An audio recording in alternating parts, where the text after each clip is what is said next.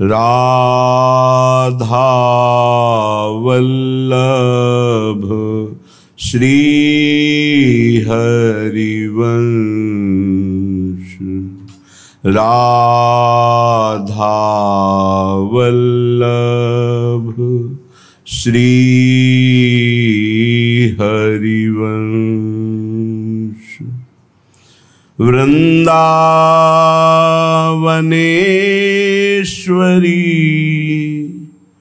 तवैव पदारविन्दम्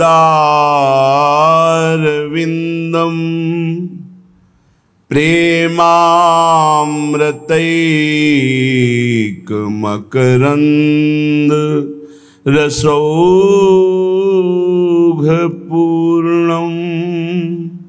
हृद्यर्पितं मधुपते स्मरतापमुग्रं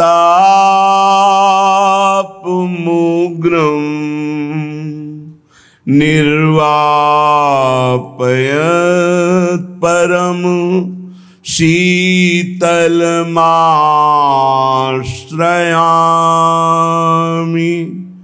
परम शीतल माश्रयामि।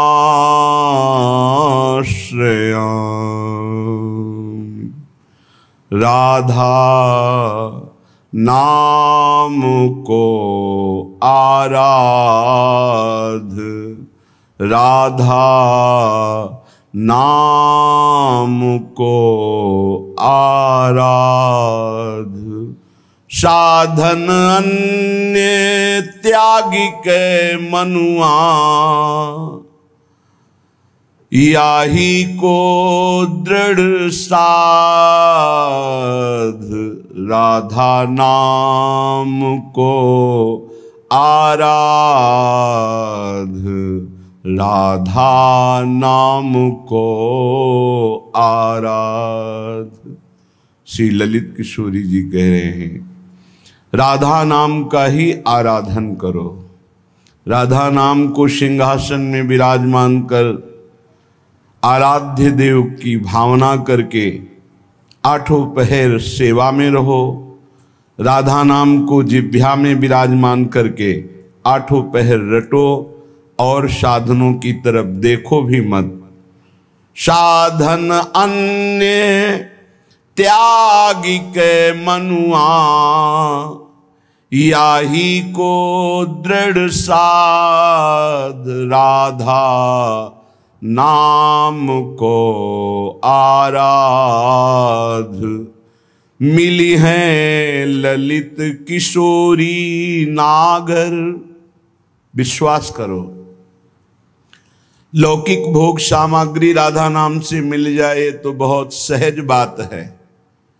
श्री श्यामा श्याम का साक्षात्कार इसी राधा नाम से हो जाएगा।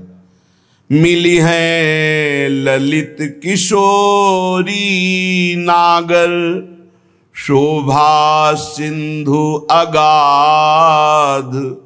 फली है सकल मनोरथ हुई है, श्री वृंदावन बास।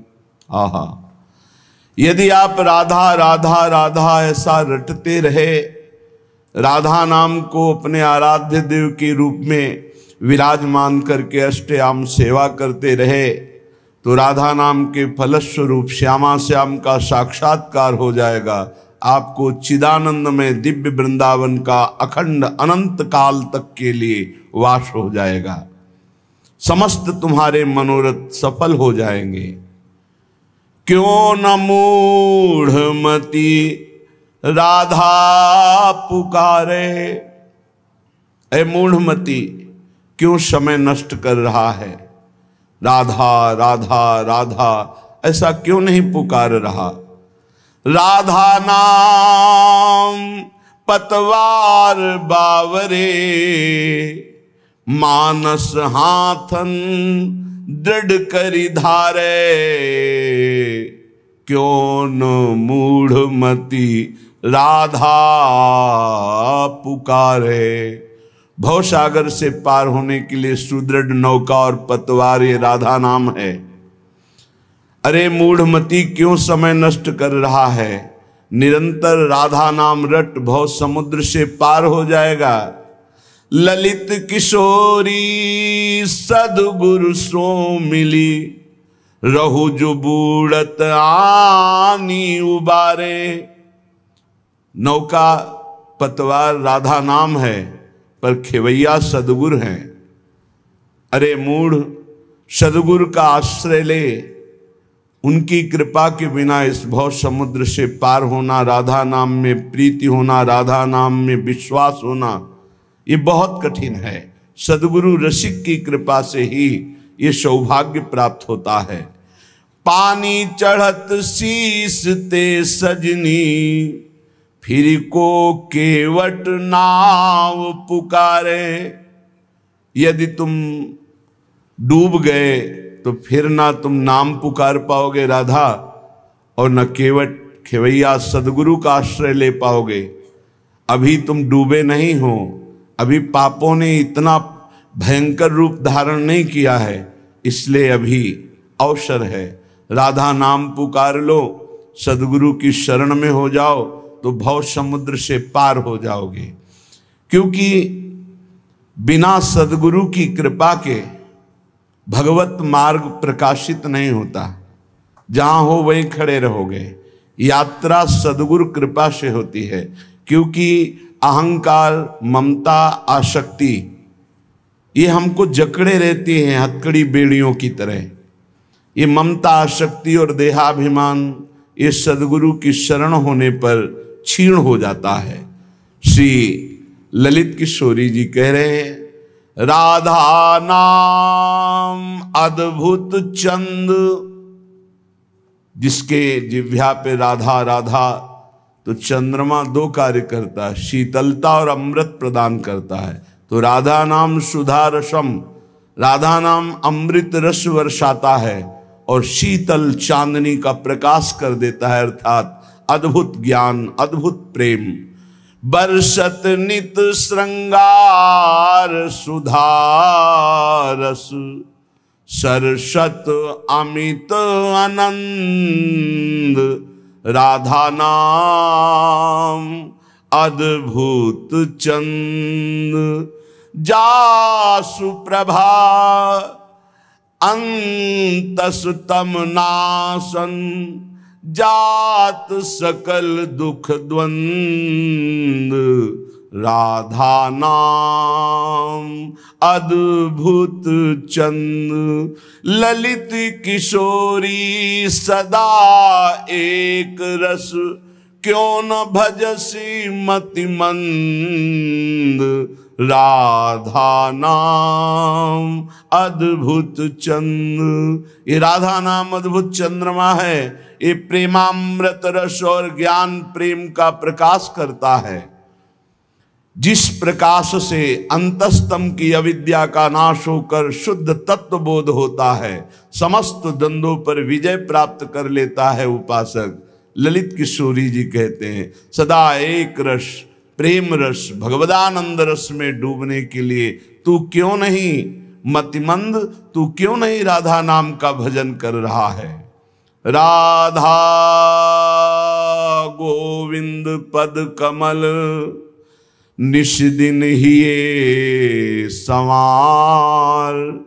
जिन करुणावलोकिए, तो देखत निकुंज बिहार।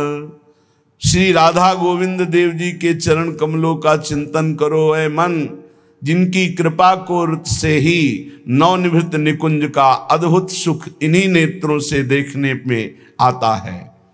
पद रज तम किम आस करत हो, जोग जप जब साधा की।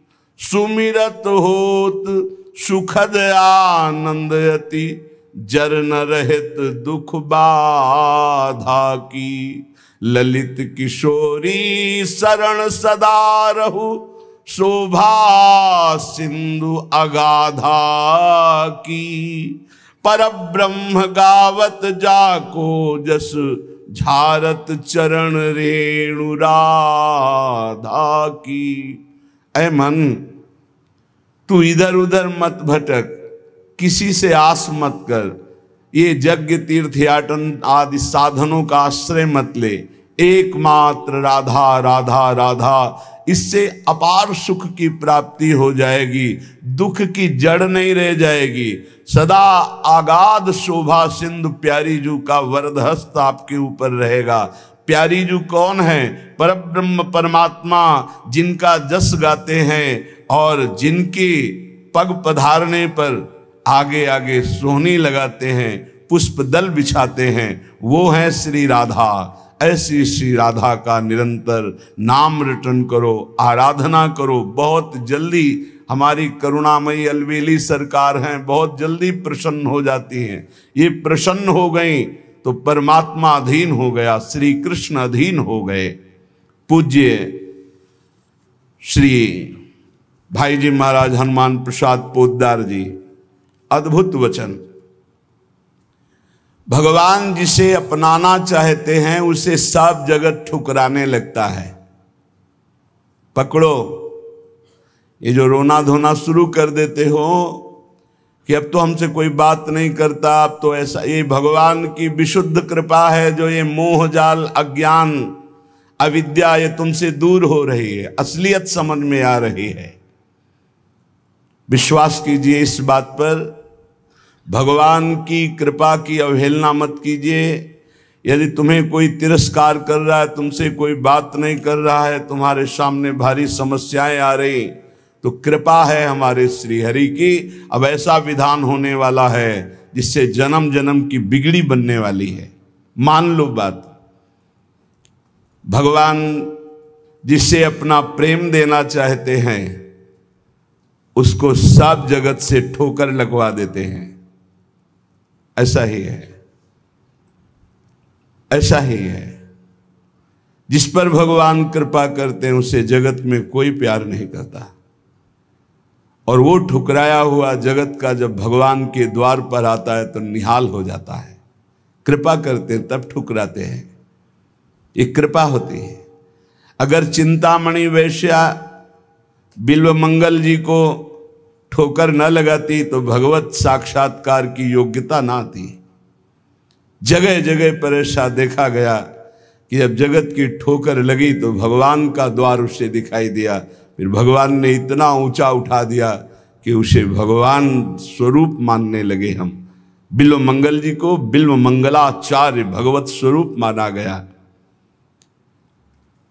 किसी भी वस्तु से, व्यक्ति से, स्थान से जब ममता होती है तो अज्ञान इतना बढ़ जाता है कि भगवान हैं भी कि नहीं ऐसा संशय होने लगता है।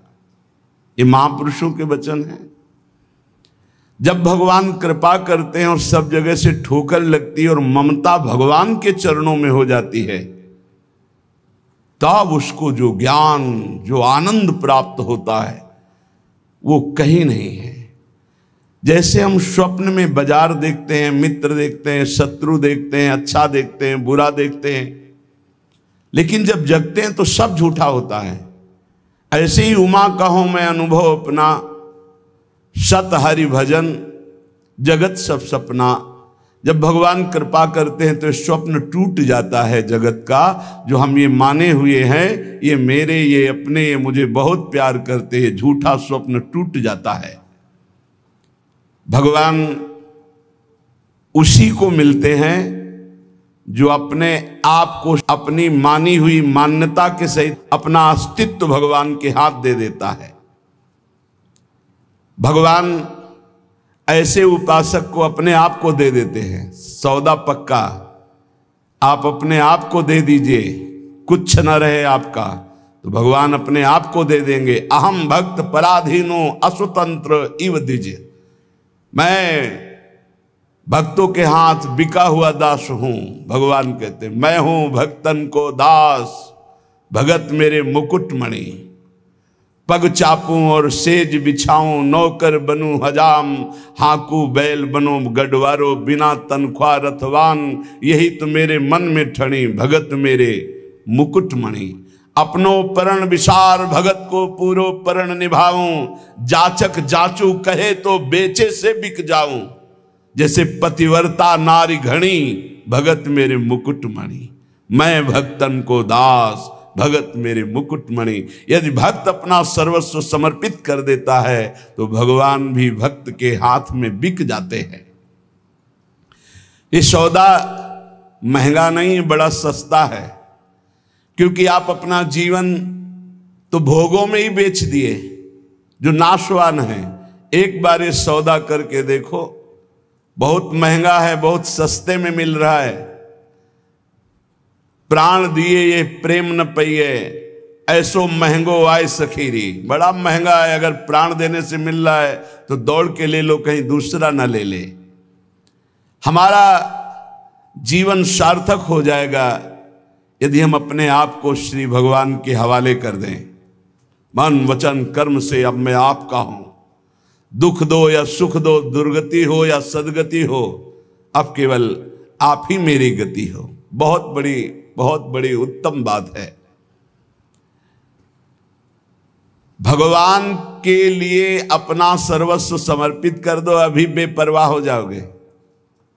ये जो चिंता है, जो शोक है, जो नाना प्रकार की परेशानियां हैं, ये अहंकार कारण है। अहंकार।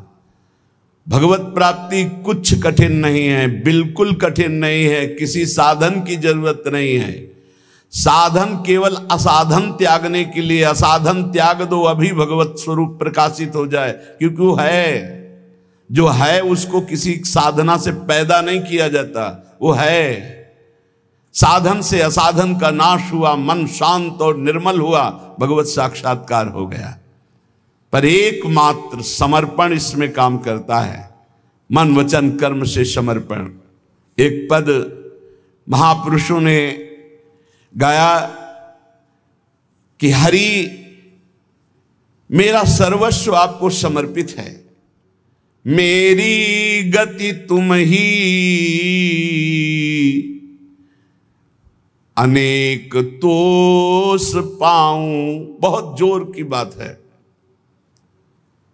बड़े महापुरुष का पद है, श्री सूरदास मदन मोहन जी महाराज। अगर हमने अपने प्रभु को सर्वस्व समर्पण कर दिया तो अनेक तोष पाऊं, अनेक प्रकार से अपने भक्त का सुख। भगवान का एक नाम है भक्त जनमन रंजन। अपने भक्त के मन को अपार आनंद देने वाले बन जाते हैं। प्रायः लोग डिप्रेशन के शिकार होते चले जा रहे हैं। क्यों? कल भी एक यह बहुत परेशान। डिप्रेशन है कि आप समझिए पहले। व्यर्थ का चिंतन, व्यर्थ की कल्पना, व्यर्थ का भय, व्यर्थ की घबराहट, कहीं ऐसा ना हो जाए, कहीं ऐसा ना हो जाए। क्यों ऐसा हो रहा है? पाप कर्म किए हैं, पाप कर्म किए हैं। अब उनके दंड का समय आ रहा है, तो सबसे पहले बुरी दशा आने के पहले बुद्धि बदली जाती है। जेहिका विधना दारुण दुख दीन, तेहि के मति पहले हरिलीन। सिद्धांत को समझो। और व्यर्थ की कल्पना, अगर उसी समय ये बात आने लगे पॉजिटिव, क्या होगा? भगवान मंगल करेंगे, अभी डिप्रेशन खत्म होना शुरू हो जाए। पहली बात, पाप नष्ट हुए बिना तुम्हारा मन निश्चिंत, निशोक, निर्भय नहीं होगा। प्यारे, दवाइयों से समय काट सकते हो, लेकिन पूर्ण स्वस्थ नहीं हो सकते। पूर्ण स्वस्थ तब होगे जब आपका मन निर्मल होगा, मन शांत होगा, मन पॉजिटिव चिंतन करेगा, सकारात्मक चिंतन करेगा। और वो तब होगा जब आप नाम जप करोगे, जब भगवान का भरोसा ले लोगे। तो बड़ी से बड़ी विपत्ति में भी अब क्या होगा? वही होगा जो प्यारे ने मंगल रचा है। अब वही होगा जो आनंदमय होगा। मेरी गति तुम ही, अनेक तोष पाऊं। चरण कमल नख मनि पर, विषय सुख बहाऊं। घर घर जो डोलों तो हरि तुम्हें लजाऊं। मेरी गति तुम ही, अनेक तोष पाऊं। आपके श्री चरण कमल नखमणि का साक्षात्कार करने के लिए समस्त विषयों को बहा दिया, त्याग दिया। हे नाथ, मेरी गति आप ही हो, और मैं ये देख रहा हूं कि अनेक प्रकार से आप पोषण करते हो। यदि मैं आपका भरोसा छोड़कर औरों को आगे हाथ फैलाऊं, घर घर भटकूं, तो लज्जा है, धिक्कार है हमारी शरणागति पर। हे, इन बातों को समझो। अगर आप प्रभु के सिवा किसी के आगे ऐसे करते हैं तो धिक्कार है शरणागति को तुम्हारी। अन्य आश्रय भी बना हुआ है। घर घर जो डोलो तो हरि तुम्हें लजाऊं, तुम्हारो कहाय कहो कौन को कहाऊं, तुमसे प्रभु छाड़ी कहा दीनन को ध्याऊं। इतने बड़े प्रभु का कहलाकर अब किसी के आगे हाथ फैलाऊं? आप प्रभु के आश्रित हैं, और प्रभु को छोड़कर किसी और के आगे, जो खुद विषयों का गुलाम है, खुद जो नाना प्रकार के भोगों की मार से परास्त है, उसके आगे आप हाथ फैला रहे हो। धिक्कार है, तुम भगवान के कैसे दास हो, कैसे भगवान के भक्त हो। तुमसे प्रभु छाड़ी कहा दीनन को ध्याऊं, मेरी गति तुम ही अनेक तोष पाऊं। महारानी जी, प्रभु जी वो देख रहे हैं, तुम्हें ऐसे किसी से कहने की जरूरत नहीं। विश्वास करो, थोड़ा धैर्य रखो। 12 बजे पाते हो, 2 बज सकते हैं, लेकिन धैर्य रखो। 2 बजे ऐसा मिलेगा जो 12 बजे कभी नहीं पाया है। विश्वास करो, धैर्य रखो, टूटो मत।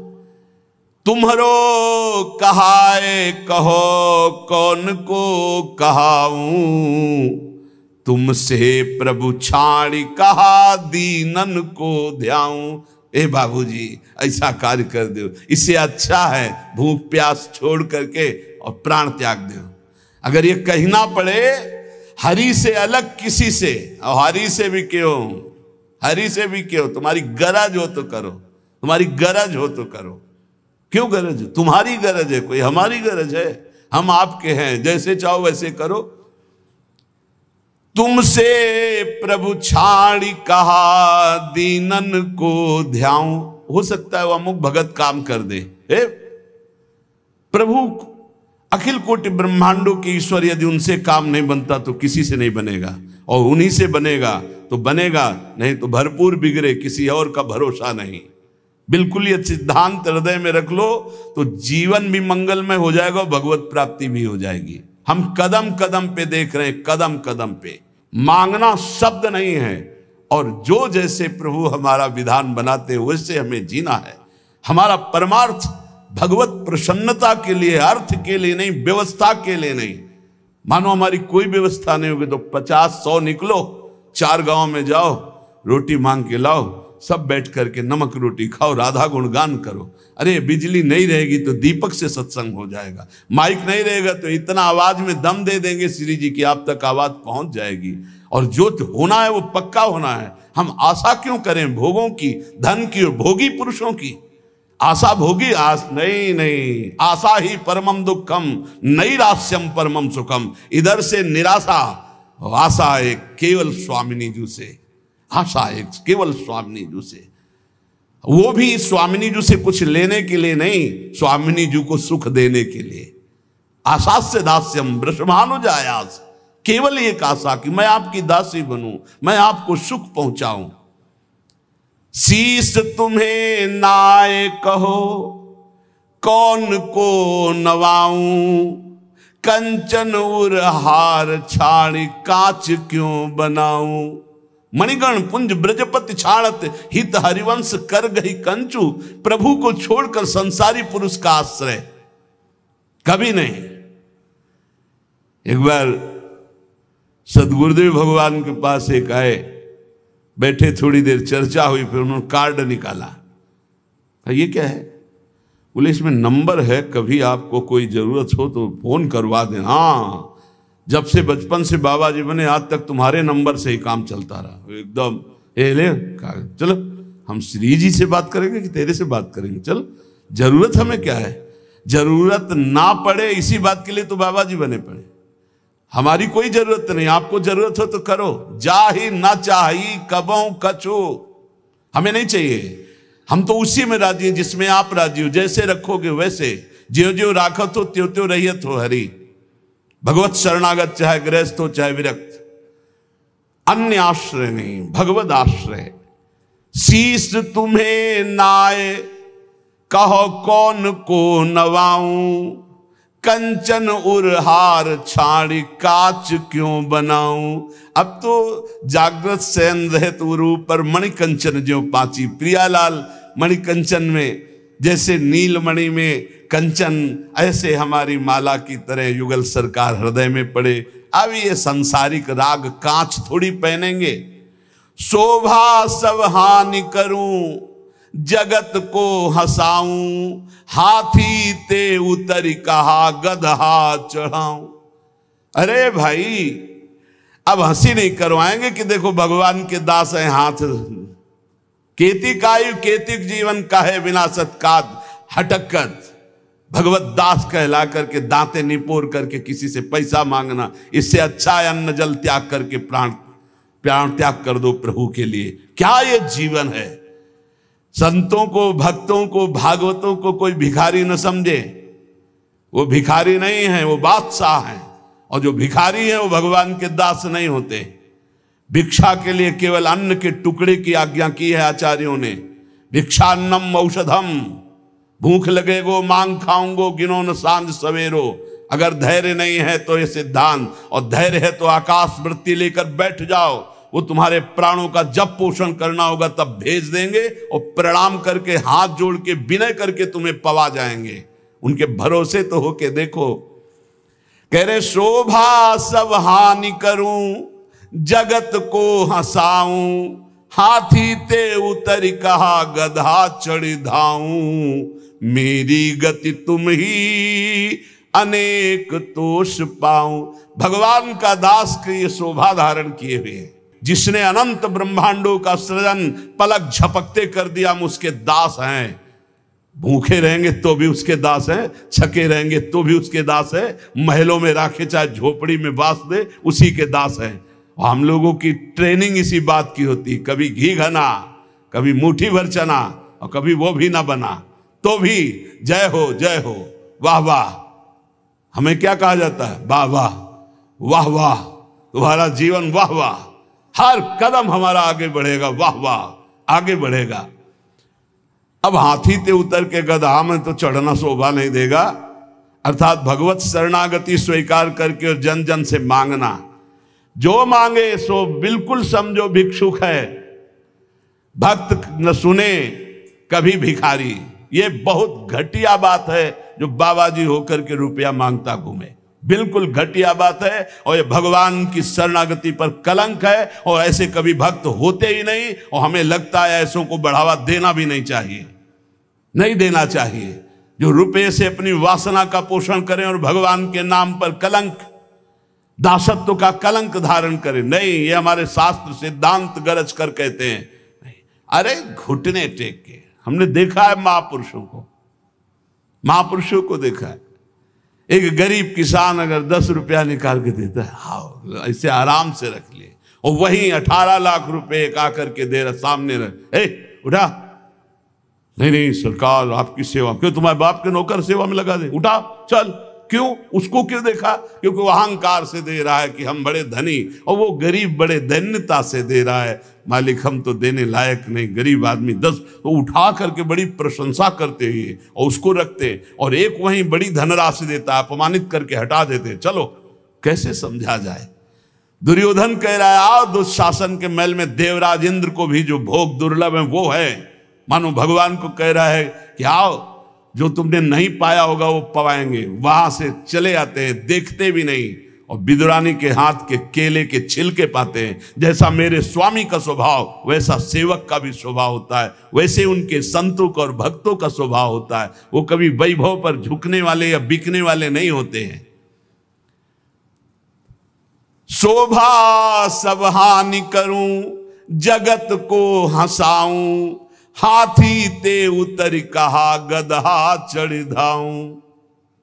एक जगह है जहां ये पश्चाताप होना चाहिए कि मेरे पास वो कुछ नहीं है जिससे मैं इनको लुभायमान कर सकूं। वो है संत, वो भगवान के जन, जिनके सामने जाकर तुम्हारा सब हेकड़ी धूल धूसरित हो जाए और लगे मैं इनको रिझाऊं कैसे, मेरे पास तो वो है ही नहीं जिससे ये रिझते हैं, ये लगना चाहिए। हाथी ते उतरी कहा गदहा चढ़ी धाऊं, नंबर ले लिया, उसको संभाल के रख लिया। क्यों? कब जब जरूरत पड़ेगी तो फोन करेंगे।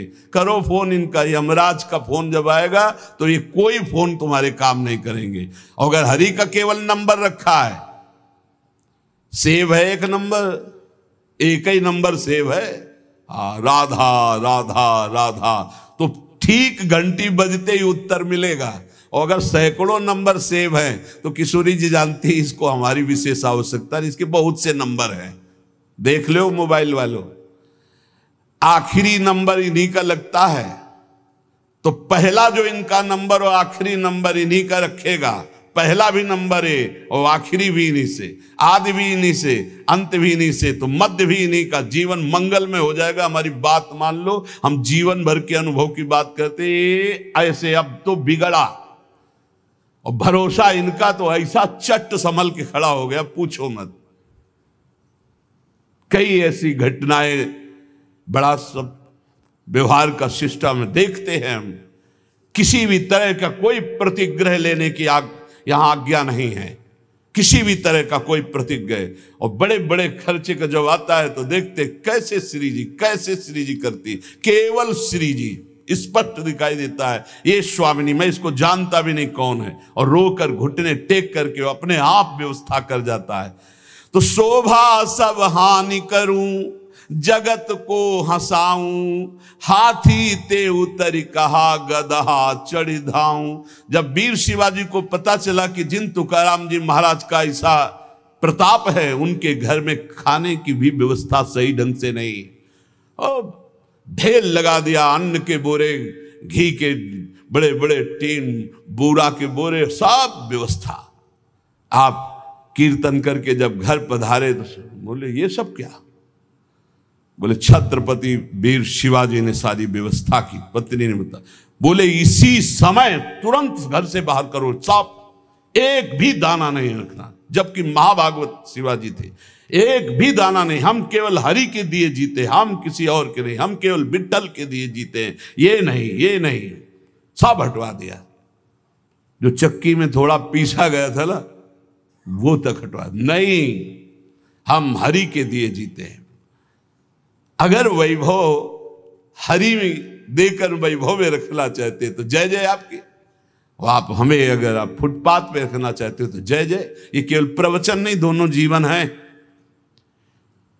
कुमकुम लेप छाड़ी काजर मुंह लाऊं, कामधेनु घर में तजी अजा क्यों दुहाऊं, मेरी गति तुम ही अनेक तोष पाओ। यदि आपके सिवा किसी और की तरफ देखूं, आपकी तरफ देखने का मतलब है कुमकुम का लेप होना, और दूसरों की तरफ देखने का मतलब है काजर की लेप होना। आपसे प्राप्त करना मानो कामधेनु, और दूसरों से चाहना मानो बकरी का दूध। नहीं चाहिए, कामधेनु जब घर में है तो मुझे अजा का दूध नहीं चाहिए। कनक महल छाड़ी अब क्यों परन कुटी छाऊं, पायन जो पेलो प्रभु तो नानत जाऊं। अब तो हर समय आपके चरणों के समीप रहते हैं, मानो हम महल में रहते हैं प्रिया प्रीतम के। अब हम पर्णकुटी क्यों छाएं जब महल में हमें वास मिल गया। अब आप लात मारो तो भी आपको छोड़ने वाले नहीं। पाइन जो पेलो प्रभु तो न अनत जाऊं। आगे की बहुत बड़ी बात कह रहे, सूरदास मदन मोहन जन्म जन्म गाऊं, संतन की पनही को रक्षक कहाऊं, मेरी गति तुम ही अनेक तोष पाऊं। हे प्रभु बार बार जन्म हो और आपका ही नाम जप करके आपकी लीलाओं का गायन कर व्यतीत हो और आपके परम प्रेमी भक्त संतों की जूती का मैं रक्षक कहलाऊं। जहां उनकी जूती उतरे वहां मैं रखकर उनको साफ करूं और उनकी सुरक्षा करूं। संतन की पनही को रक्षक कहाऊं, मेरी गति तुम ही अनेक तोष पाऊं। एकमात्र अपने आराध्य देव का आश्रय, और आराध्य देव का आश्रय जब सदगुरु के द्वारा मिलता है तो एक खास बात होती है, उसमें संबंध पकड़ने वाली बात है, बड़े भाव का विषय है। अगर हमसे भजन नहीं भी हो रहा है तो हमारी भगवत प्राप्ति निश्चित है, यदि हमारा संबंध दृढ़ है। संबंध दृढ़, और संबंध दृढ़ है तो भजन हर श्वास होता है, किया नहीं जाता। जैसे शरीर से संबंध दृढ़ हो गया है तो शरीर का नाम कभी भजन करते हो ना कभी भूलते हैं, हर समय शरीर की स्मृति बनी रहती है। जितना भी व्यवहार होता है वो शरीर के लिए होता है, खान पान, देखना सुनना, भोगना कमाना, सब शरीर के लिए।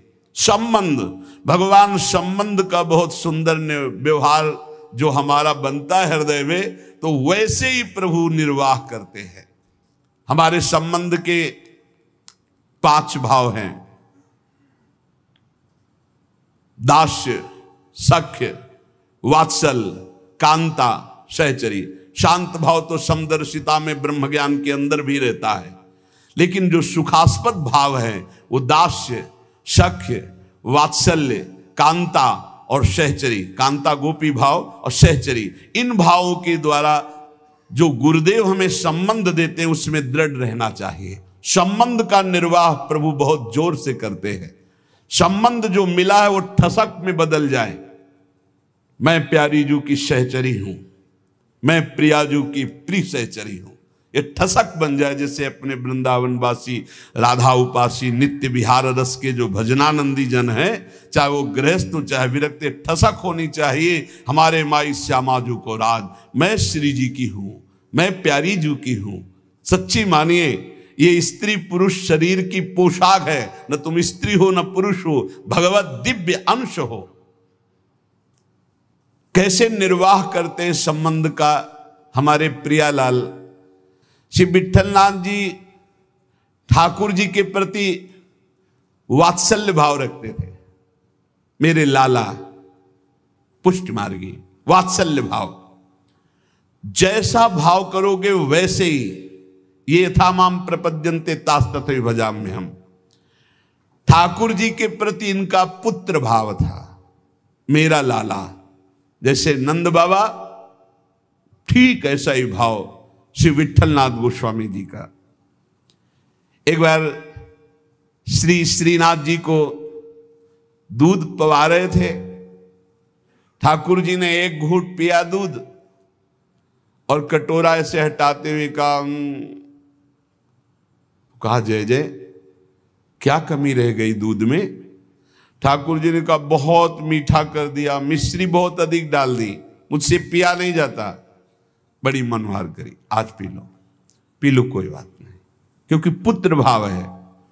ठाकुर जी ने बड़ा ऐसे करते हुए पिया। दूसरी बार भोग में आपने मिश्री कम मिलाई, ठाकुर जी ने एक घूंट पिया, ऐसे कर दिया। कहा जय जय, आज क्या कमी?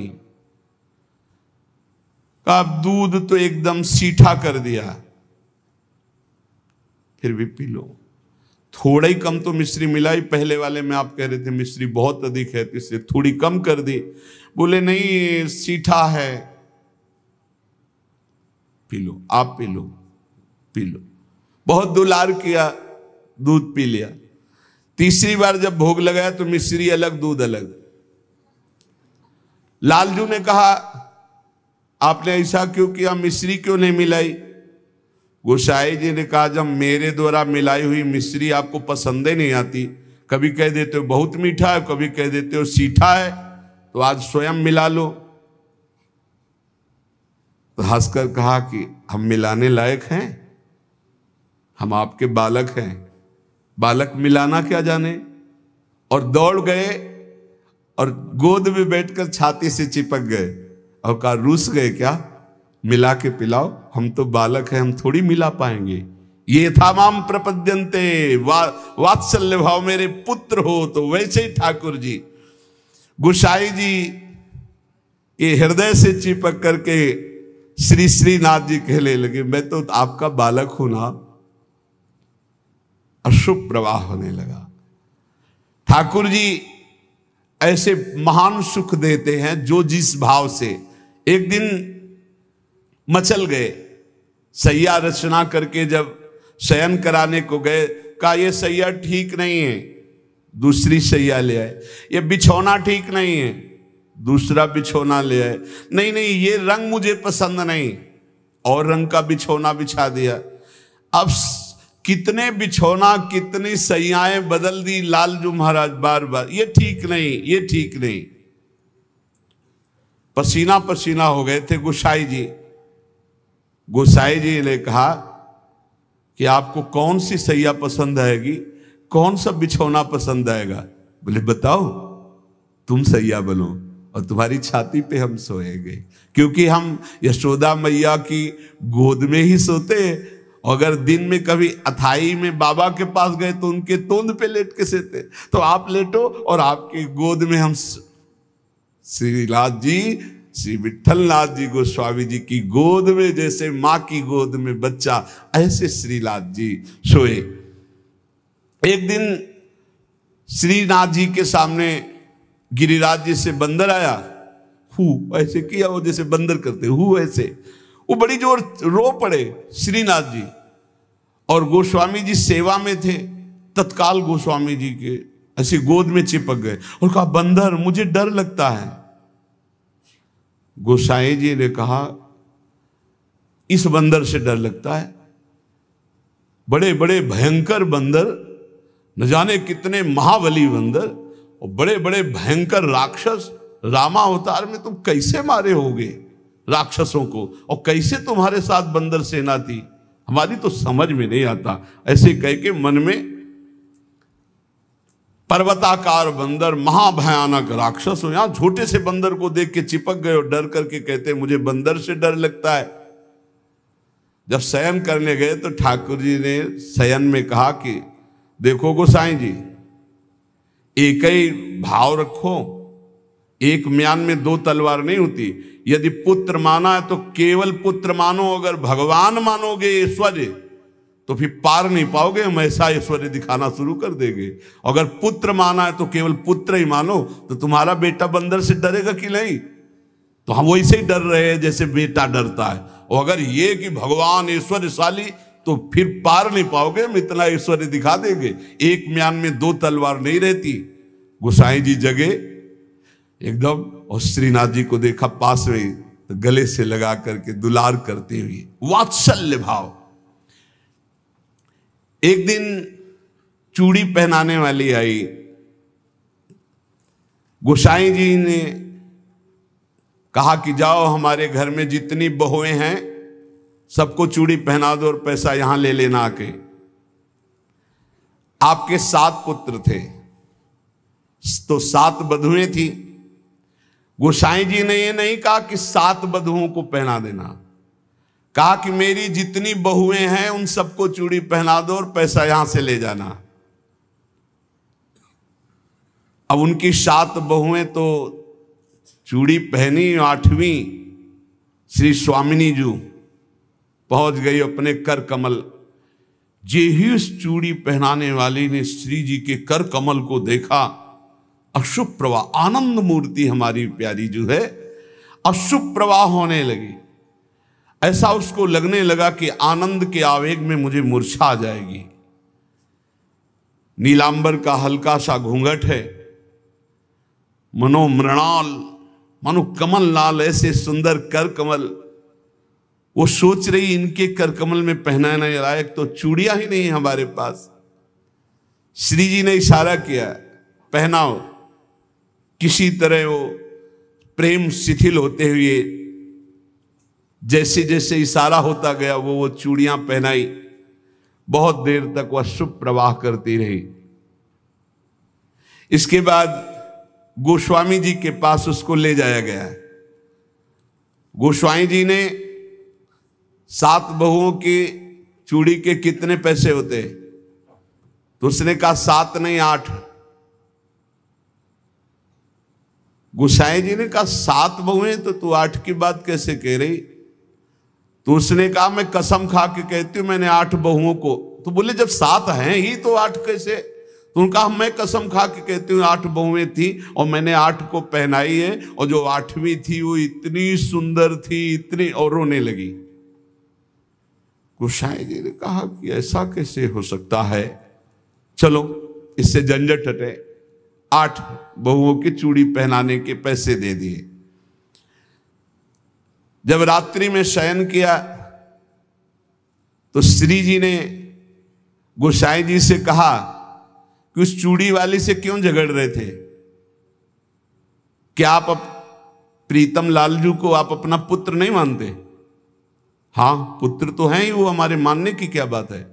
तो मैं कौन हूं, पुत्र बधू हुई कि नहीं? अगर आप कहते 7 बहुओं को पहना दो तो मैं कदापि नहीं जाती। आपने कहा मेरी सब बहुओं को पहना दो, तो 8वीं मैं हूं, मैंने ही धारण। श्री जी के इन वचनों को सुनकर गोसाई जी तत्काल उठे और बैठे बैठे रात भर रोते रहे कि लाडली जू कितनी कृपालु, कितना भाव स्वीकार करने वाली है। यहां एक बात ध्यान रखनी है कि गुरु प्रदत्त भाव के अनुसार, संबंध के अनुसार जब सेवा की जाती है तो बहुत जल्दी वो सेवा सिद्ध हो जाती है, आराध्य देव बात करने लगते हैं। भक्त की हर बात को प्रभु सुन रहे हैं। गोसाई जी ने कहा जाओ सब बहुओं को चूड़ी पहना दो, सुन रही ना श्री जी, इसीलिए चूड़ी पहनने गई। हमारा भाव दृढ़ होना चाहिए, भाव में कमी नहीं होनी चाहिए। जैसा हम भाव गुरु प्रदत्त करेंगे वैसा ही इष्ट देव अनुभव कराएंगे। जाकी रही भावना जैसी, प्रभु मूरत देखी तीन तैसी। एक अयोध्या में उमापति नाम के महापुरुष निवास करते थे। ये बहुत शास्त्रों के ज्ञाता और भजनानंदी महापुरुष थे। तो इनको अपने में भाव आता था कि मैं गुरु हूं राम लक्ष्मण भरत शत्रुघ्न का, ये मेरे पुत्र और शिष्य के समान है। तो ये जब मंदिर में जाते कनक भवन में, तो कनक बिहारी राम जी को ये माला खरीदते, पहन के जाते और अपना पहना हुआ माला देते कि राम जी को और लक्ष्मण जी को पहना दो, और सीता जी के लिए कहते कि आधा दरवाजा मोड़ दो, पर्दा कर दो, बहू है हमारी। ये रोज ऐसा करते। पुजारी वैसा ही कहते, जैसा ही कहते, क्योंकि महापुरुष थे उमापति जी। पर वैष्णव जन संत जनों को अच्छा नहीं लगा कि भगवान को अपनी पहनी माला पहनाते हैं। सब वैष्णव जन खिलाफ हो गए और कहा ऐसा नहीं हो सकता, भगवान केवल तुम्हारे नहीं कि तुम आकर अपनी प्रसादी माला भगवान को पहनाते हो। तो उन्होंने कहा यदि आप लोग ऐसा कहते हो तो हमारी बात सुन लीजिए। गुरु के सामने शिष्य कभी अमनिया माला पहन ही नहीं सकता, और हमारे शिष्य हैं। बोले हम तुम्हारी इन बातों को नहीं मानते भावुकता की, लेकिन कल से आप ठाकुर जी को अपनी प्रसादी माला नहीं पहनाएंगे। वो अमनिया माला लेके आए 10 और कहा लो पहनाओ। तो जो राम जी के गले में डालते टूट के गिर जाती, लक्ष्मण जी के गले में डालते टूट के गिर जाती। 10 माला पहना दी, वो सब टूट के गिर गई। सब संत और वैष्णव खड़े देख, बोले देखा ये भला अमनिया पहन सकते हैं जब मैं इनका गुरु हूं। वशिष्ठ भाव से वो रहते। फिर उन्होंने माला मंगवाई और सामने माला पहनी और जे ही दी कि लो पहनाओ, वो माला टूटी रही, वो माला धारण हो गई। पंडित जी ने सब संतों से प्रार्थना की कि ठाकुर जी को जिस भाव से भजा जाता है ठाकुर जी वैसा ही व्यवहार करते हैं। आप अपने स्वामी के रूप में देखते हैं, लेकिन ये हमारे शिष्य हैं, हमारे पुत्र के समान हैं। क्योंकि मैं वशिष्ठ भाव से रहता हूं, इसलिए प्रभु मेरे भाव का पोषण कर रहे हैं, आप लोग अन्यथा ना समझिए। और जब ये मंदिर जाते तो पुजारी से कह देते कि जानकी जी की तरफ का दरवाजा थोड़ा सा जैसे बहु ओट में होती है ऐसे करो, कर देते। भावानुसार पुजारी जी जे ही देखते कि उमापति पंडित दर्शन करने आ रहे तो जानकी जी की तरफ दरवाजा कर देते या पर्दा कर देते। पुजारी जी विशेष सावधानी पूर्वक ऐसा करते। ये भी भक्तों को अच्छा नहीं लगा कि तुम ही अकेले थोड़ी दर्शन करते हो कि जानकी जी का, वो हमारी माता है, हमारे सर्वस्व हैं, आप ऐसा। तो एक दिन पर्दा नहीं किया, तो जे ही उमापति पंडित जी गए तो फटाक से आधा दरवाजा अपने आप बंद हो गया। सब आश्चर्यचकित हो गए, क्योंकि ऐसा कैसे। बस ये बात समझ लो, प्रभु भाव को बहुत पकड़ते हैं, भाव ही सबसे बड़ी वस्तु है। धड़ाक से दरवाजा बंद हो गया। पंडित जी ने पुजारी जी से कहा, आप कभी चूक मत करना, जानकी जी हमारी बहू हैं, हमारे शिष्य की है, इसलिए वो कभी हमारे सामने ऐसे नहीं, पर्दा करके। तो पुजारी ने और संतों ने जान लिया कि महामहिम भाव को प्राप्त महापुरुष है, सबने क्षमा मांगी। गोसाई जी स्वयं पद रचना करने में कुशल और गा करके ठाकुर जी को पद सुनाने में कुशल, अष्टयाम सेवा पद्धति से श्री श्रीनाथ जी की सेवा करते और 8 परम प्रवीण कीर्तनकार नियुक्त किए। श्री सूरदास जी, श्री परमानंद दास जी, श्री कुंभन दास जी और श्री कृष्णदास जी, ये 4 महापुरुष श्रीमद वल्लभाचार्य जी महाप्रभु की कृपा पात्र थे। और श्री गोविंद दास जी, श्री चतुर्भुज दास जी, श्री छीत स्वामी जी और श्री नंद दास जी, ये 4 महापुरुष श्री विट्ठलनाथ गोसाई जी की कृपा पात्र थे। ये 8 महापुरुष 8 पहर की प्रिया प्रीतम की जो लीलाएं हैं वो गा गा कर श्रीनाथ जी के सामने सेवा पद्धति के अनुसार सुनाते थे। एक बार की बात है, किसी विट्ठलनाथ जी श्री ठाकुर जी को भोग लगा रहे थे, तो भोग में एक तिनका देखा। बहुत दुख हुआ कि मेरे सुकुमार लाडले ठाकुर और उनके भोग में इतनी असावधानी बनाने वाले तिनका। बहुत सावधान रहना चाहिए ठाकुर जी का, जब भोग बनाए तो बोलचाल में भी सावधानी रखे, कहीं थूक की छिट्टी ना चली जाए मुख में, ऐसा होता है। तो अगर कभी बात करनी हो तो रसोई से ऐसे करके बात करे, वैसे तो बात कम ही करे, मौन धारण करके बनाए। क्योंकि अगर हम पद जोर जोर से गाएंगे या बात करेंगे तो हमारे मुख से थूक की छिट्टी ठाकुर जी के भोग सामग्री जो बन रही है उसमें गिरना हो सकता है। कितनी सावधानी महापुरुषों के चरित्र से हमें प्राप्त होती। तिनका को देख करके बहुत दुखी हुए और कहा कि आज हम हैं, तब हमारे ठाकुर जी के भोग में तिनका निकला और कल हमारा शरीर छूट जाएगा तो तुम लोग कैसे हमारे ठाकुर जी की सेवा करोगे। तो मैं आज ही संन्यास धारण करूंगा और विचरण करूंगा, जैसा मनावे वैसा करो। आप इतना कहे तो सब लोग बहुत दुखी हो गए।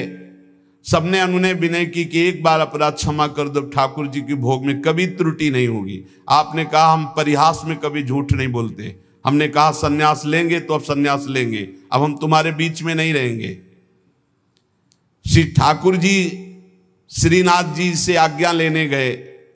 ठाकुर जी ने बहुत उदास होकर के कहा, गोसाई जी एक गेरुआ वस्त्र हमको भी मंगवा दो।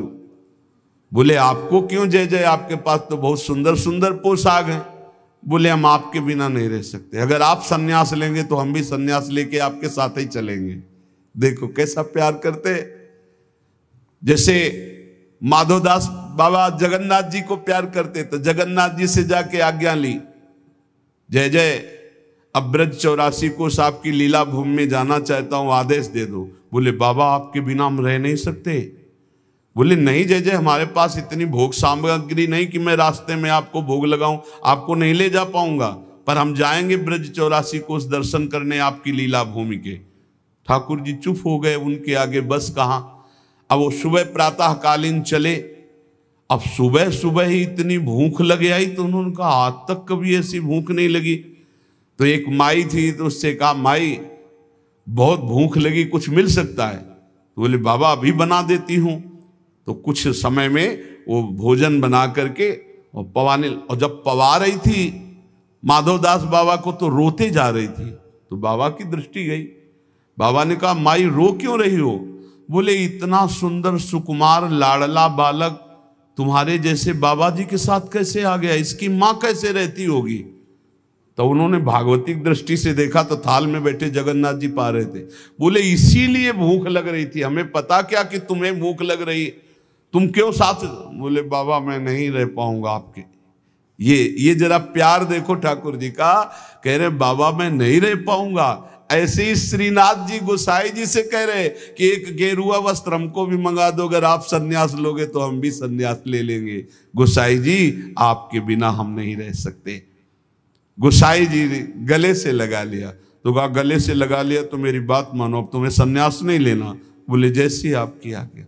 बोले सेवा में त्रुटि अगर हो रही तो जब मुझे दुख नहीं तो तुम्हें दुख क्यों हो रहा है? तो बोले तुम्हें दुख हो या ना हो, आप मेरे पुत्र हो, मेरे को दुख होता है कि मेरे लालन के भोग में तिनका कैसे आ गया। भाव समझिए। श्री विठलनाथ गोसाई जी स्वयं सेवा में सावधानी पूर्वक, पर कभी कभी अगर त्रुटि हो जाए सेवा में तो बहुत ही असंतुष्ट हो। यह ध्यान रखने का विषय है कि हम केवल विग्रह की पूजा नहीं कर रहे, साक्षात श्यामा श्याम विराजमान है, साक्षात श्री जी विराजमान। हम जल पिवाएं तो उसी भाव से, भोग लगावें तो उसी भाव से, पोशाक पहरावें तो उसी भाव से। श्री गोस्वामी जी शयन करते थे गोकुल में आकर, और नित्य प्रति श्री श्रीनाथ जी की सेवा में आते। यहां जतिपुरा गोवर्धन में श्रीनाथ जी विराजमान थे, तो आप घोड़े पे चढ़ करके आते थे। यदि कहीं आने में कुछ विलंब हो जाए तो अन्य सेवा चाहे कोई कर ले, पर आरती आप ही रोज करते थे, आरती सेवा आप ही करते थे। आज भी बल्लभ कुल में नियम चला आ रहा है कि और ठाकुर सेवा तो सब मिलके करेंगे, लेकिन आरती गोस्वामी वंशज ही करेंगे। श्री ठाकुर जी की अक्षुण्ण सेवा गोस्वामी जी अपने बालक के समान मानकर करते। जो भगवन्निष्ठ सदाचारी पुरुष होते हैं तो उनका प्रभाव सबके ऊपर पड़ता है। उस समय भक्ति का वातावरण एक बन चुका था, जिसको देखो सब भगवान की भक्ति में निमग्न। जो श्री विठलनाथ जी थे, ये श्रीमद वल्लभाचार्य जी के द्वितीय सुपुत्र है। आपका जन्म प्रादुर्भाव विक्रम 1572 में काशी के निकट चुनारगढ़ में हुआ। श्री आचार्य महाप्रभु वल्लभाचार्य जी ने प्रयाग में अड़ैल में आकर आपका जन्मोत्सव मनाया।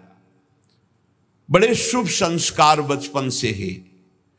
आचार्य महाप्रभु जी के निरीक्षण में आपने समस्त शास्त्रों का सम्यक अध्ययन किया और गृहस्थाश्रम में प्रविष्ट हुए। आपकी दो पत्नियां थी, रुक्मिणी जी और पद्मावती जी। श्रीमद वल्लभाचार्य महाप्रभु जी के गोलोक गमन के अनंतर उनके ज्येष्ठ पुत्र श्री गोपीनाथ जी, ये द्वितीय पुत्र से श्री विठलनाथ जी। गोपीनाथ जी आचार्य गद्दी पर बैठे, परंतु थोड़े ही समय में वो गोलोकवासी हो गए। और गोपीनाथ जी के जो पुत्र थे श्री पुरुषोत्तम जी, वो अभी बाल्यावस्था को थे, तो विठलनाथ जी को ही सारा कार्यभार संभालने को मिला आचार्य गद्दी का। ठाकुर जी की सेवा, ठाकुर जी का सब ऐश्वर्य श्री विठलनाथ जी संभाले। श्री विठलनाथ जी संभाले तो, पर कृष्णदास जी ये वल्लभाचार्य जी के शिष्य और ये संपूर्ण सेवा सामग्री के अधिकारी थे। यहां एक बहुत सूक्ष्म विषय निकल के आता है कि कभी गुरु और गुरु वंशज के प्रति थोड़ा भी हे भाव न कर ले, नहीं तो दुर्गति पक्की है, चाहे जितना बड़ा उपासक हो। कृष्णदास जी बहुत बड़े महापुरुष हैं, पूरे श्रीनाथ जी की सेवा के अधिकारी हैं, अधिकारी पदवी नहीं की है। अब किसी सेवा पद्धति को लेकर कृष्णदास जी से श्री विठलनाथ गोस्वामी जी ने, तो कृष्णदास जी असंतुष्ट हो गए। कभी ऐसा नहीं होना चाहिए। गुरु के समान ही गुरुवंशजों को समझना चाहिए। जैसे हमारे गुरुवंश के अगर बच्चा भी आ जाए तो हम उसके झुक कर चरण छुएंगे, उसको गुरु के समान आसन पर बैठा लेंगे और नीचे उतरकर हम बैठेंगे।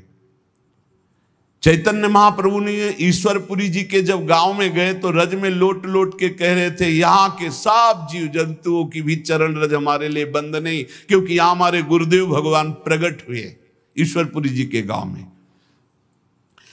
यहां त्रुटि हो रही है कृष्णदास जी से। कृष्णदास जी ने क्या किया कि जो गोपीनाथ जी गोलोक गमन हो गया था, तो उनकी पत्नी और उनके पुत्र पुरुषोत्तम जी अभी छोटे थे, उनसे बात की और गद्दी पर पूरा अधिकार कर लिया। पुरुषोत्तम है ही, क्योंकि उनके पिता गोपीनाथ जी अधिकारी थे, और हटा दिया श्री विट्ठलनाथ जी को। और हटा ही नहीं दिया, पूरी सेवा से हटा दिया कृष्णदास अधिकारी जी ने। पुरुषोत्तम जी को गद्दी पे बैठा दिया, उनकी मां को समझा बुझा करके दस्तखत करवा लिए और श्री विट्ठलनाथ गोस्वामी जी को हटा दिया। न श्रीनाथ जी की सेवा, मतलब आना भी बंद करवा दिया। ऐसा नहीं करना चाहिए था, ये बहुत बड़ा अपराध बन गया। और बहुत बड़े महापुरुष हैं कृष्णदास जी, कोई साधारण नहीं। आगे उनके कवि चरित्र का श्रवण करना, इतने बड़े महापुरुष। गोसाई जी को सब अधिकार छिन जाने का कष्ट तो नहीं हुआ, पर सेवा छूट जाने का बहुत कष्ट हुआ। और महापुरुषों के हृदय में किसी भी तरह का यदि कष्ट हो गया तो उसे फिर भगवान बर्दाश्त नहीं करते।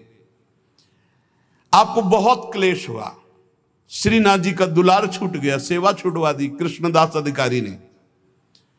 आप पाराशौली में जाकर रहने लगे, पर बहुत दुखी अंदर से। और दूर तक वहां तक आते जहां श्रीनाथ जी की ध्वजा दिखाई देती है, वहां से साष्टांग दंडवत करके बहुत एकाग्रता पूर्वक ऐसे देखते मंदिर की तरफ, रोने लगते श्री विट्ठलनाथ जी। ये बहुत बड़ी हानि का विषय, बहुत बड़ी हानि का विषय। गुरुजनों से विरोध करने का मतलब है सर्वस्व का नाश, चाहे जितना बड़ा भी कोई तपस्वी भजनानंदी हो। एक श्री रामदास जी भीतरिया जो ठाकुर जी की सेवा में रहते थे, वो श्री विट्ठलनाथ जी की स्थिति से परिचित थे। वो रोज गुप्त रूप से समय निकालते। यद्यप श्री कृष्णदास जी ने उनको भी मना कर दिया था, पर वो जाते और गोसाई जी को श्री लालजू का बीड़ा प्रसाद देते। बीड़ा प्रसाद आंखों से ऐसे रख करके खूब रुदन करते श्री विट्ठलनाथ जी। ये बहुत बड़ा अपराध है, बहुत बड़ा अपराध। गोसाई जी ठाकुर जी के लिए अपने कर कमल से एक फूलों का हार बनाते और कहते पहना देना जाके, और रोज एक श्लोक दैन्यता का लिखते और कहते ठाकुर जी को सुना देना जाके। श्री रामदास जी नित्य प्रति आकर वो फूलों का हार और ठाकुर जी को एक श्लोक सुनाते, ठाकुर जी को फूलों का हार पहनाते, और ठाकुर जी रोज एक पान की बीड़ी देते जो उनको जाके देते और उनको प्रणाम करते। एक दिन ठाकुर जी ने संदेश में कहा कि गोसाई जी से कह दो मेघ तो समय पर बरसेगा, तुम दुखी क्यों हो रहे हो? मेघ तो समय आने पर बरसेगा, तुम दुखी क्यों हो रहे हो? विट्ठलनाथ जी के सामने जब जाकर रामदास जी ने कहा मेघ तो समय पे बरसेगा, आप दुखी क्यों हो रहे हो? लालन ने ऐसा कहा है। तो विट्ठलनाथ जी ने कहा कि मेघ तो समय पे बरसेगा, पर चातक अपनी टेक पुकार क्यों छोड़ेगा? चातक तो रटता ही रहेगा। बहुत सुंदर बात। अगर चातक अपनी रटन छोड़ दे तो चातक कैसा? मेघ तो समय पे बरसेगा, वो बरसे, लेकिन चातक अपनी रटन नहीं छोड़ सकता। मेरी रटन घटने वाली नहीं, मैं तो रो रो कर आपको पुकारता ही रहूंगा। चातक रटन घटे घट जाई, बढ़े प्रेम सब भांति भलाई। विट्ठलनाथ जी के इस दुख को अकबर बादशाह ने सुना। उसने तत्काल आदेश किया और कृष्णदास जी को बंदी बना के जेल में डाल दिया और गोसाई जी को विरुद्ध आचरण किया, इसलिए उनको कठोर दंड कृष्णदास जी को बादशाह अकबर ने जब गोसाई जी को ये पता चला तो गोसाई जी ने अन्न जल त्याग दिया और कहा जब तक सम्राट अकबर सादर कृष्णदास जी को, ये देखो महापुरुषों का हृदय, सादर कृष्णदास जी को नहीं छोड़ते तब तक मैं अन्न जल भी नहीं पाऊंगा। जब बादशाह अकबर को ये पता चला कि गोसाई जी ने अन्न जल त्याग दिया तो सादर कृष्णदास जी को पुनः छोड़ दिया। कृष्णदास जी को जब ये पता चला कि गोसाई जी मेरे लिए अन्न जल छोड़ दिए, तब गोसाई जी के पास आए और चरणों में गिरे और कहा मुझे आपके प्रभाव का पता नहीं था, क्षमा कीजिए। कृष्णदास जी ने पारासौली में आकर गोसाई जी के चरण पकड़ लिए। गोसाई जी गंभीर हो गए। महापुरुष अगर डांट दें तो बच गए आप, और गंभीर हो गए तो पिट गए आप, बस इतना समझ लो। गंभीर इसलिए हो गए कि तुमने लालन की सेवा छुड़वा दी, सब ठीक है, लेकिन लालन की से दूर रखा, दर्शन नहीं, सेवा नहीं, इसलिए गंभीर हो गए। विठलनाथ गोसाई जी को पूर्व सेवाधिकार प्राप्त हो गया। श्री कृष्णदास जी का अंतिम लीला जानते हो कैसे हुई? कुआं में पैर फिसल गया और गिर के मरे और प्रेत बने, इसी अपराध के कारण। बहुत सावधान, इतने बड़े महापुरुष हैं, उनका चरित्र है कृष्णदास जी का, बहुत बड़े महापुरुष हैं, लेकिन अपने गुरु से अपराध बन गया। गुरुवंश गुरु स्वरूप ही है, अपराध बन गया तो प्रेत योनि को, पैर फिसल गया, कुएं में गिरे और उनके प्रेत योनि को प्राप्त हुए। बहुत सावधानी की जरूरत है कि कहीं ऐसे अपराध, नहीं तो चाहे जितना भजन हो, वो भजन बाद में तो कल्याण करेगा, लेकिन बीच में छूट जाएगा और बीच में हमारी दुर्गति हो जाए। अंतिम तो मंगल ही होगा, क्योंकि भगवान का जन कवि नामे भक्ता प्रणश्यति। जब ये प्रेत बन गए थे तब भी उद्धार गोस्वामी विठल नाथ जी के द्वारा ही इनका हुआ।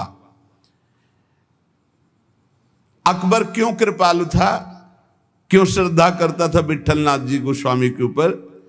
एक बार श्री यमुना जी में स्तोत्र का गायन का, कंचन वर्ण तेज चमकता हुआ विठलनाथ गोस्वामी जी का, तो अभी स्नान करके यमुना जी की आराधना कर रहे थे, तो उधर नौका में जल विहार करते हुए इसकी बादशाह की कोई हिंदू बेगम होगी, तो वो दूर से देखा कि तेजस्वी तो भगवान के समान है।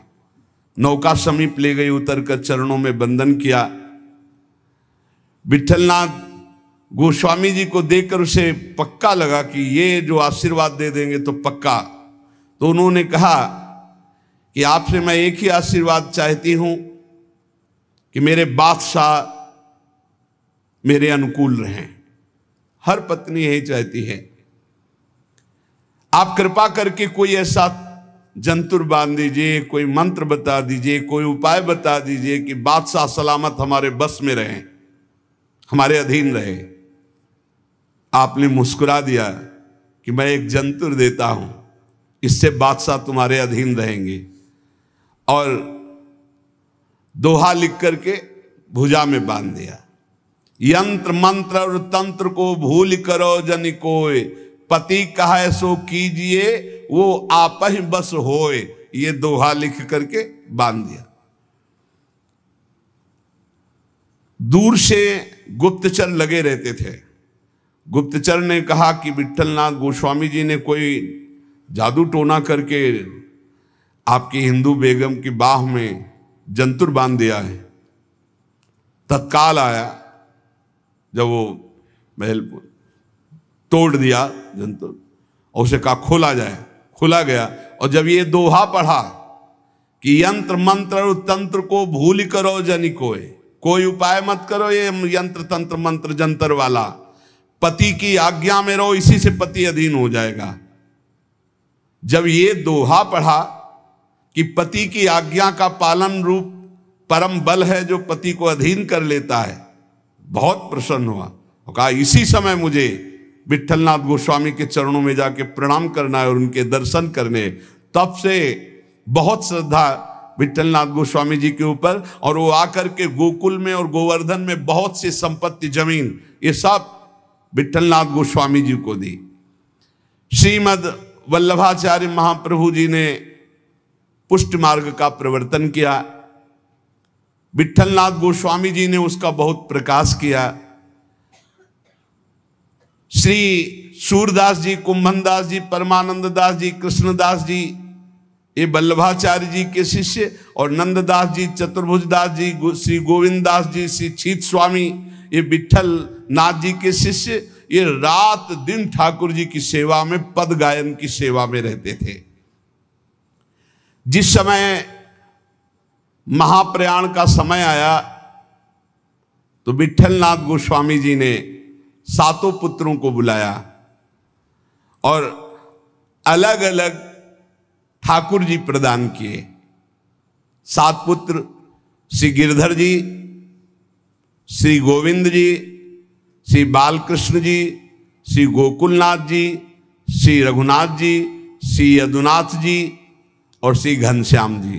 ये 7 पुत्र श्री विट्ठलनाथ गोस्वामी जी के थे। सातों को अलग अलग ठाकुर सेवा प्रदान की।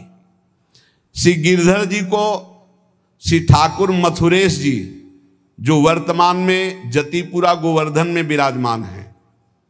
श्री गोविंद राय जी को श्री श्रीनाथ जी, जो वर्तमान में राजस्थान में श्रीनाथ द्वारा में विराजमान है। श्री बालकृष्ण जी को श्री द्वारिकाधीश भगवान, जो वर्तमान में काकरौली में विराजमान है। श्री गोकुलनाथ जी को, जो वर्तमान में श्री गोकुल में विराजमान है।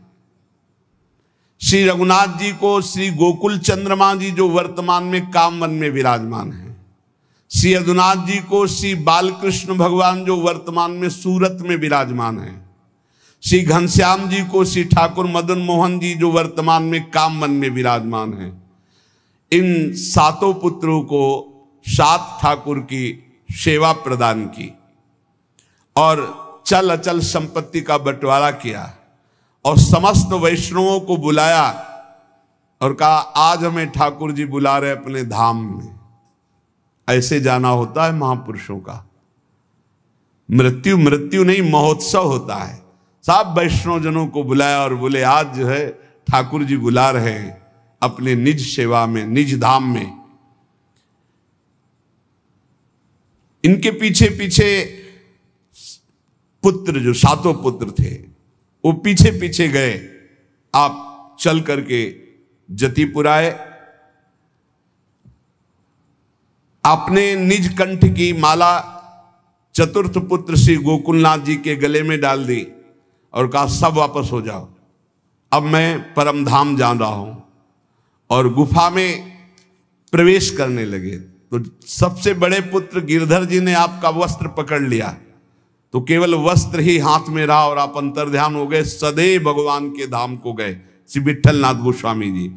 फिर आकाशवाणी हुई कि मेरा जो वस्त्र तुमने पकड़ा, इसी से मुझे अंतिम संस्कार जो होते हैं, वो अंतिम उत्तर क्रिया इसी से संपन्न करो और जैसा हमने आदेश दिया वैसा कहना। तो जिस समय गोस्वामी जी श्री लालजू को श्लोक भेजते थे, वो बाद में श्लोक संग्रहित कर करके लिखते थे, यद दैन्य त्वत्कृपा हेतुर न तदस्ति ममाण्वपि ताम कृपाम कुरु राधेश यया तद्दैन्यमाप्नुयाम। हे राधापति, जिस दैन्यता से आप कृपा करते हैं, रिझते, वो दैन्यता तो मेरे में है नहीं, अणुमात्र भी नहीं है। अब तो आप अपनी तरफ से कृपा करें और मुझे वो दैन्यता प्रदान करें जिससे आप रिझते हैं। दूसरा श्लोक, सर्वसाधम शून्योहम सर्वसामर्थ्यवान भवान श्री गोकुल प्राणनाथ न त्याज्यो हम कदापि वही। हे गोकुल के नाथ स्वामी, मैं सर्वथा सर्वसाधनहीन हूं। देखो आचार्य हैं पर कैसी दैन्यता है, और आप सामर्थ्यवान हैं, अतः किसी भी स्थिति में आप मेरा त्याग मत कीजिए, क्योंकि मैं साधनहीन हूं, आप सामर्थ्यवान हैं, आपके द्वारा त्याज्य नहीं हूं। नाथ मेरा कभी त्याग मत कर देना। यदि तुष्टो शिरुष्टो वा त्वमेव शरणं मम मारणे धारणे वापि दीनानां न प्रभुर्गति। प्रभु आप चाहे मुझ पर संतुष्ट हो या नाराज हो, मेरे लिए तो आप एकमात्र ही सहारा हैं। अब आप चाहे नाराज रहो चाहे प्रसन्न रहो, हम दीनों को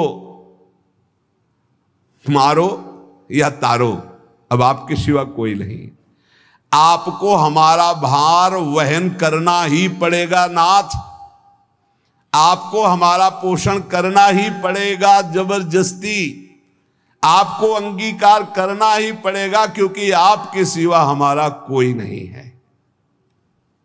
ऐसे दैन्य भाव से जब कोई भाव संबंध से प्रभु से जुड़ जाता है तो इसी जन्म में देखो, हम प्रभु को अपना स्वामी मानते हैं, हम प्रभु को अपना सखा मानते हैं, हम प्रभु को अपना प्रीतम मानते हैं।